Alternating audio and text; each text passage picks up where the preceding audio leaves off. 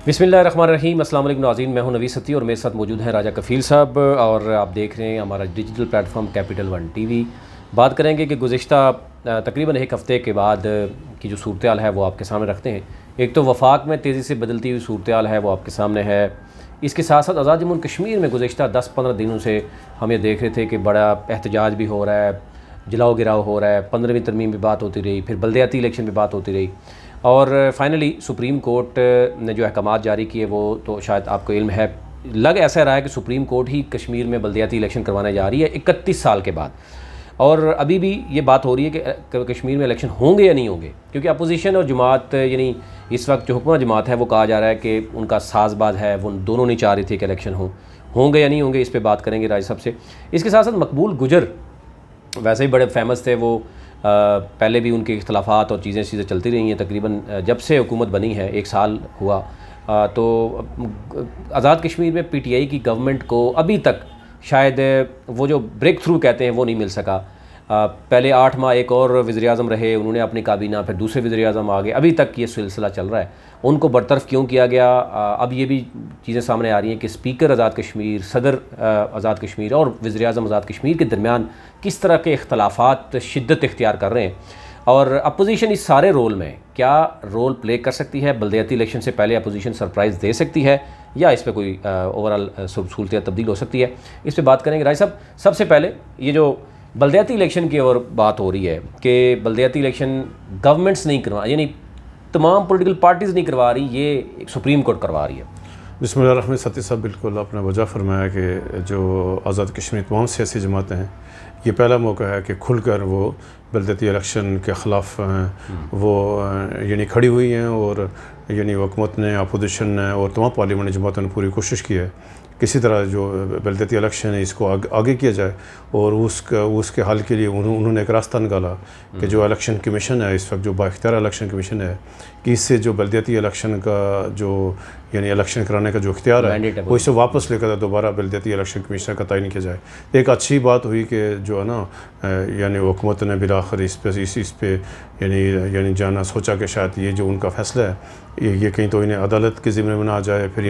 या जो सख्त रद्द-ए-अमल था सियासी कारकुनों की तरफ से, तो हुकूमत ने बिलाखिर ये फैसला किया कि वो बिल वापस ले और सुप्रीम कोर्ट से इस्तता करे कि भाई इसको आगे उनको वक्त दिया जाए मार्च तक। तो हुकूमत ने बाज़ाब्ता दरख्वास्त दायर की सुप्रीम कोर्ट में और कि उसका काम है मार्च तक का मोहलत दी जाए। साथ ही साहब इसमें जो हुकूमत ने 3-4 जो पॉइंट पे यानी इस पे जो यानी अदालत से रिक्वेस्ट की कि हमें मार्च तक, सबसे पहले जवाब बनाया गया कि जो आज़ाद कश्मीर हुकूमत के पास वसाइल नहीं है, फ़ंड का इशू है, तो वफाकी हुकूमत ने फ़ंड नहीं दी बल्दियाती इलेक्शन के लिए, तो लिहाजा फ़ंड की अदम दस्तियाबी मसला है। दूसरा कहा गया कि जो सिक्योरिटी इशूज़ है कि जो आज़ाद कश्मीर की जो फ़ौज यानी जो पुलिस है ये इसकी जो नफरी कम है, तो पाकिस्तान की जो हुकूमत है उनके हालात ऐसे हैं कि पाकिस्तान अपने फोर्सेस को देने के लिए तैयार नहीं है। फिर जवाब ये पेश किया गया कि जो हल्का बंदियाँ हैं ये भी नहीं हैं और इनके केस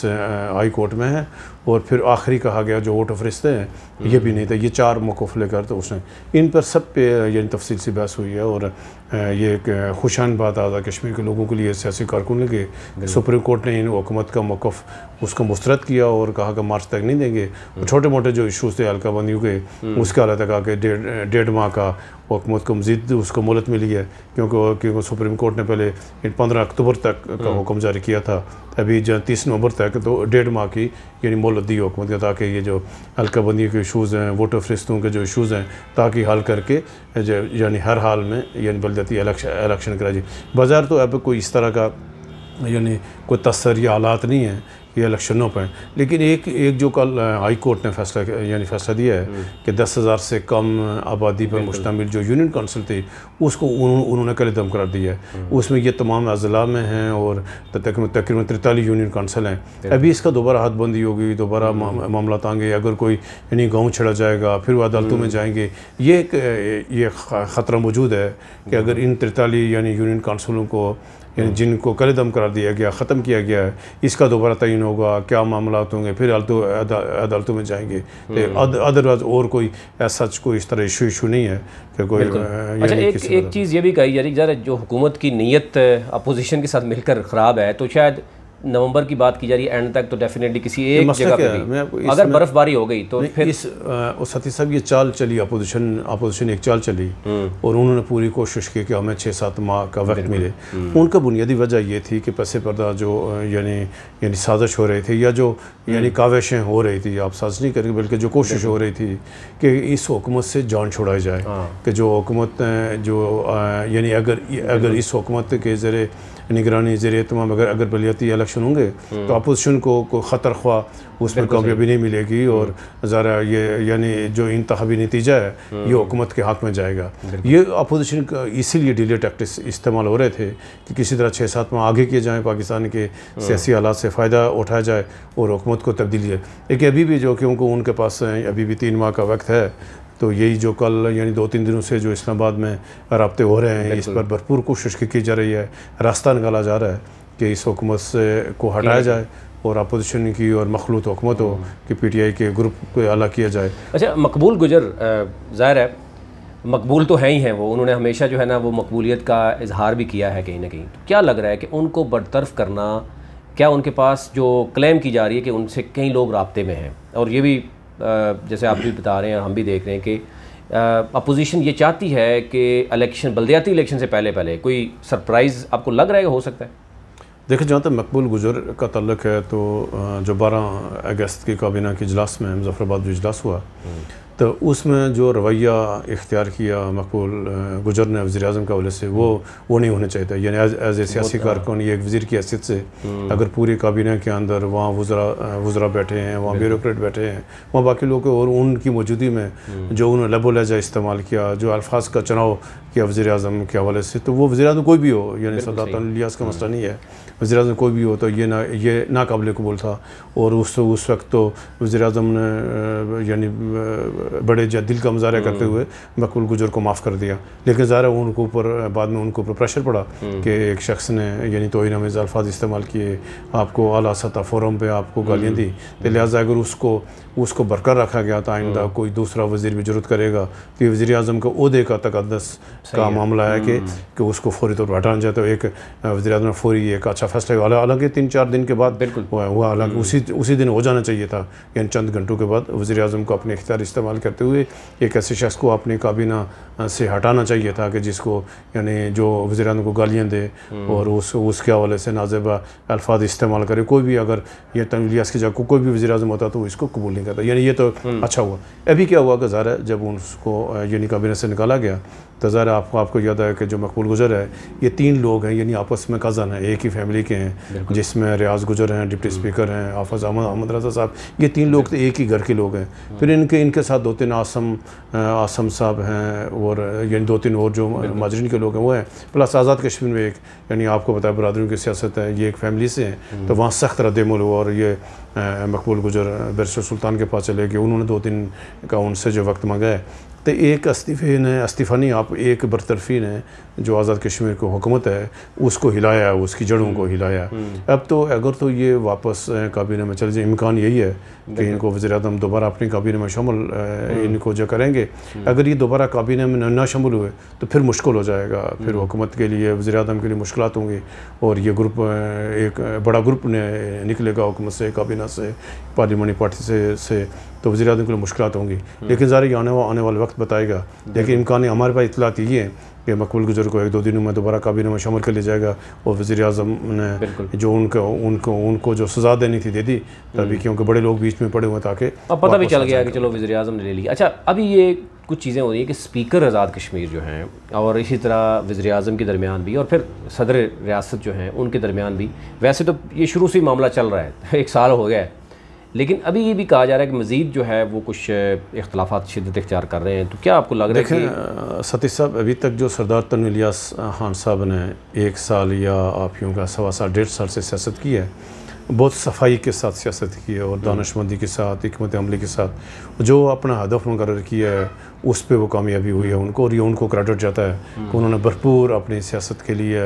और यानी 1.5 साल की सियासी जद्दोजहद में वो इलेक्शन जीते, सीनियर वज़ीर बने और अभी आज़ाद कश्मीर के वज़ीर आज़म हैं। ये किसी सियासी कारकुन के लिए बहुत यानी बड़े क्रेडिट की बात है कि वो जाकर इस मुकाम में है। जहाँ तक अभी उनका और स्पीकर का या सदर की इख्तिलाफ़ात का तल्लुक़ है, तो ये तो आपको याद होगा, इस यानी जब से आज़ाद कश्मीर में PTI की हुकूमत बनी है, पहले क़य्यूम नियाज़ी साहब जब उनका इंतखाब हुआ वज़ीर आज़म नामज़दगी की इमरान खान साहब ने, तो बैरिस्टर सुल्तान और तनवीर इलियास साहब ने क़य्यूम नियाज़ी को नहीं माना और 8 साल इनकी आपस में ग्रुपबंदी लड़ाई होती रही। अभी जब उनको हटाकर तनवीर इलियास साहब वज़ीर आज़म बने, तो बैरिस्टर सुल्तान और तनवीर इलियास के दरमियान वफाकी जो इनकी पार्टी है, 3-4 लोगों ने गारंटी दी है कि ये इशूज़ हैं, उनमें से कुछ तो हल हुए हैं और बाकी अभी हल तलब हैं, जिस पर बैरिस्टर सुल्तान उस तरह राज़ी नहीं है, यानी वो सब सपोर्ट नहीं दे पा रहे हैं वज़ीर आज़म के साथ जो वो तवक्को करें। इस तरह जब सदर और यानी वज़ीर आज़म एक पेज पे हुए, इकट्ठे हुए मामलात में, तो ज़ाहिर है ये स्पीकर साहब जो यानी उनके मुखालिफ दड़े में थे, उनको नागवार गुजरा और वो नाराज़ हुए। तो इस टाइम जो स्पीकर साहब की नाराज़गी उस वक्त मज़ीद शिद्दत हुई है कि एक यानी स्पीकर के हलका में एक यूनियन काउंसिल यानी कलरी एक मजबूत यानी राजपूत यानी बरदरी की एक यूनियन काउंसिल है, उसको वज़ीर आज़म ने तहसील का दर्जा देने का ऐलान किया है। इस पर ज़रा यानी बाज़ार तो वो सारे लोग स्पीकर के हैं, लेकिन उसका ये जो फैसला स्पीकर को एतमाद लिए बगैर हुआ, जिस पर सख्त नाराज़ हैं वो, और उन्होंने बरमला इसका आज़ार भी किया है। तो ये ऐसी सूरत हाल है कि यानी सदर भी खुश नहीं है, स्पीकर भी खुश नहीं है, इधर यानी चौधरी मकबूल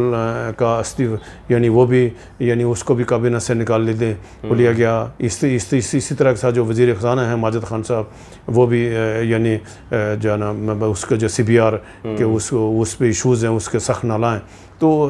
इसी तरह से एक जो मशीर हैं यानी पलंदरी से सरदार मोहम्मद हुसैन, वो भी इस्तीफ़ा दे चुके हैं, ऐलान कर चुके हैं मेरे हुकूमत के साथ। तो बिल्कुल कोई आज़ाद कश्मीर हुकूमत है, यानी उस तरह का सा इस्तेकाम नहीं है, आदमी इस्तेकाम सारी सूरत को देखते हुए अब ये एक कहा जा रहा है कि जो अपोजिशन है, अपोजिशन ने यानी अगर आप एक 8 माह के बाद वज़ीर आज़म तब्दील हो रहा है, उससे पहले जो सरप्राइज़ PTI ने दिया वो भी कहा गया कि अपोजिशन की यानी कोई क्रेडिबिलिटी वहाँ पे नज़र नहीं आई। अपोजिशन की पीपल्स पार्टी आपस में कुछ डिवाइड है। नून लीग का मामला ये है कि वहाँ पर राजा फ़ारूक हैदर जो हैं उनको सदारत से आपको पता है हटा दिया गया, वहाँ पर भी एक तब्दीली लाई गई है। तो आपको लग रहा है कि अपोजिशन ने बेसिकली या तो वो सो रही थी कि उसके सामने सारी चीज़ें होती रही और नहीं, जैसे मैंने पहले कहा कि तनवीर इलियास साहब को ये क्रेडिट जाता है, वो बेस्ट मैनेजर हैं, यानी अर्श यानी जो उनके रास्ते में है उसको मैनेज करें। तो उन्होंने बहुत सफाई के साथ हैं, उन्होंने पहले पीपल्स पार्टी को मैनेज किया हुआ है। पीपल्स पार्टी के एक ग्रुप आज तनवीर इलियास उनके साथ खड़ा हुआ, जो यानी जिसकी ज़रदारी ओस में रसाई है, तो उन्होंने उसको मैनेज कर इसी तरह मुस्लिम नून है, मुस्लिम नून के ग्रुप को भी तनवीर इलियास साहब ने अपने साथ मिला हुआ है। तो बज़ाहिर जो पीपल्स पार्टी जो अपोजिशन आज़ाद कश्मीर है, तो वो किसी एक पेज पे नहीं है, वो इसी वज़ीर आज़म के साथ ज़ाहिर है वज़ीर आज़म साहब उनको यानी साथ लेकर चल रहे हैं। तो उनको ज़ाहिर यानी जिसने वज़ीर आज़म नहीं बना वो करे अगर मैं वज़ीर आज़म नहीं हूँ तो मुझे क्या ज़रूरत है मैं जाकर किसी तरद्दुद में पढ़ूँ या किसी आऊँ, तो मुझे इस वज़ीर आज़म के साथ। तो ये लेकिन जो सबसे अहम बात यह है कि आज़ाद कश्मीर की जो मुतहिदा अपोजिशन है, मुस्लिम नून और जो पीपल्स पार्टी, वो ये फ़ैसला कर चुके हैं कि आइंदा आज़ाद कश्मीर में जो सियासी तब्दीली में जो मुतवक्किल वज़ीर आज़म या जो ओबलाइज होगा वो होगी पीपल्स पार्टी। तो वो मुस्लिम नून ने जब ये अदम एतमाद हुआ था इसमें यानी उसके यानी क़य्यूम नियाज़ी के ख़िलाफ़, तो उस इंतज़ार इसलिए डिले यानी कामयाब हुआ कि पीपल्स पार्टी बर वक्त अपना फ़ैसला ना कर सकी। पीपल्स पार्टी क्योंकि इख्तिलाफ़ात का शिकार थी, वाज़े उसको इस्लामाबाद से उसको वाज़े गाइड लेनी थी। अभी भी जो आज़ाद कश्मीर की पीपल्स पार्टी है वो उसको वाज़े गाइड लेनी है इस्लामाबाद से PTI की, जो ज़रदारी हो से बिलावल हो से, कि आज़ाद कश्मीर में करना क्या है, कैसे है, क्या हुकूमत को इसी हुकूमत को चलाना है, इसको लेना है। तभी इंतज़ार किया जा रहा है कि जो ज़रदारी साहब क्या फ़ैसला करें। आज अगर ज़रदारी साहब आज़ाद कश्मीर की सियासत के बारे में, आज़ाद कश्मीर हुकूमत के बारे में फ़ैसला करें, तो आपको 1-2 दिनों में उसके रिज़ल्ट सामने आएँ। तो सारी जो यानी वो नज़रें हैं वो पीपल्स पार्टी की लीडरशिप की तरफ से है। ये आज़ाद कश्मीर के बारे में क्या फ़ैसला, गलगित बल्तिस्तान के बारे में फ़ैसला हुआ, मेहदी शाह साहब वहाँ पर गवर्नर लगे हैं और अभी वहाँ, लेकिन आज़ाद कश्मीर के बारे में पीपल्स पार्टी यानी आला का वज़ीर अमूर कश्मीर पीपल्स पार्टी का है, लेकिन अभी तक आज़ाद कश्मीर के हुकूमत के हवाले सियासी मामलात के हवाले से कोई वाज़े पॉलिसी अपना ना रख सके पीपल्स पार्टी। बहुत शुक्रिया राज साहब आपका, क्योंकि हम ये देख रहे हैं कि 15वीं तरमीम पे बहुत से शोर होता रहा है, बहुत कुछ होता रहा है, बहुत सी बातें उठी, बहुत से इदारों के नाम भी लिए गए कि ये हो क्या रहा है। लेकिन फाइनली हमने देखा कि वो बल्दियाती इलेक्शन के ऊपर आके खामोशी जो है वो हो गई है। और इसके साथ साथ ज़ाहिर है यहाँ पे हम देख रहे हैं कि हुकूमत समेत एक तो हुकूमत जमात है, साथ अपोजिशन भी एक्सपोज हो गई है कि अवाम जो 31 साल से कश्मीर की अवाम बल्दियाती इलेक्शन से महरूम है, वो मज़ीद भी उसको महरूम रखने के लिए जो कुछ करते रहे हैं, शायद ये